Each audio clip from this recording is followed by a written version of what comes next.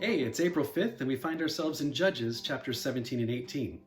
In the first Pirates of the Caribbean movie, toward the end, we see the pirates that were helping Jack Sparrow to steal his ship, the Black Pearl, back for himself, appear to be stealing it for themselves instead, and leaving Jack to be arrested by the Royal British Navy. Instead of being angry, Jack simply says, "They've done what's right by them. Can't expect more than that." Now, I get it that they're pirates, but could you say that about thieves that had just stolen something extremely valuable from you? It was right by them, oh well, I guess it's theirs. I couldn't say that, and I don't think you could either. Not in a world where we expect justice to exist. The book of Judges closes with two really horrible examples of what they've done what's right by them can and did look like in Israel's history. These events take place early on in Israel's occupation of the Promised Land based on the Levite priests that are named and serving at this time, and the fact that the tribe of Dan had yet to claim any of their inheritance. Judges says these things happened because everyone did what was right in his own eyes. Or as Jack Sparrow put it, they've done what's right by them. The first event we'll look at today illustrates Israel's problem of idolatry. The book of Judges stated many times the people of Israel did what was evil in the sight of the Lord and worshiped the gods of the Canaanites. This was going to be one long-standing example of what that looked like. In chapter 17, it describes a man named Micah from the tribe of Ephraim, who in verse 2 returns 1,100 silver coins to his mother that were stolen from her. Verse 3, Micah's mother praises God and dedicates the silver to the Lord to make idols. Verses 4 and 5, Micah makes a shrine, at least 2 idols, an ephod, and ordains his sons, who are not Levites, to be his priests. How did this happen? Well, verse 6 says, because everyone did what was right in his own eyes. Verses 7 through 12, we learn of a Levite priest named Jonathan. We discover his name actually in chapter 18, verse 30, and he's traveling through Ephraim. Micah asks him to be his own personal priest. And instead of saying, no, worship the one and only true God, Jonathan agrees. In verse 13, Micah said, now I know that the Lord will prosper me, because I have a Levite priest. Just because you're able to do something the way that you planned, or even better, is not a guarantee that God is blessing you. But how often do we do what is right in our own eyes, without consulting God, His Word, or His people? And we ask God to bless it, and assume that God is okay with what we're doing according to our own plan, or even better.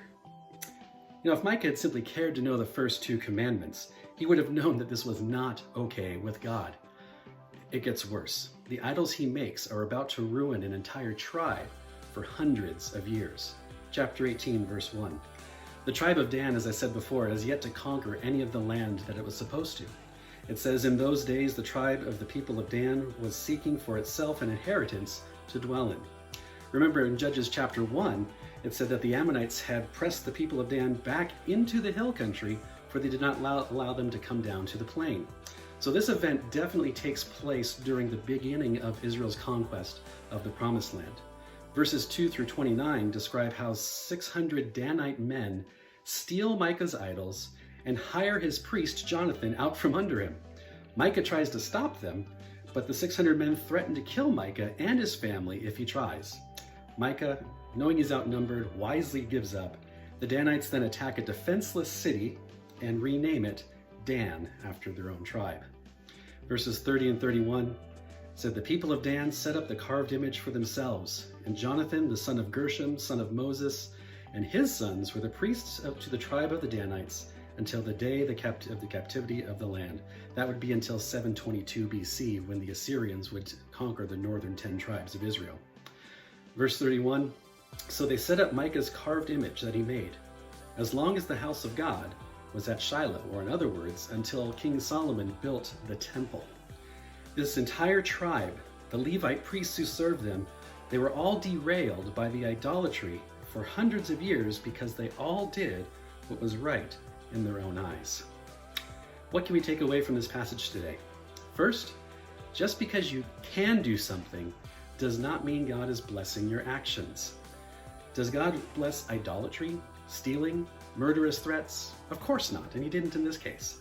But in our own lives, would you say that God blesses gossip, lust, covetousness, slander, the love of money, pride, selfishness?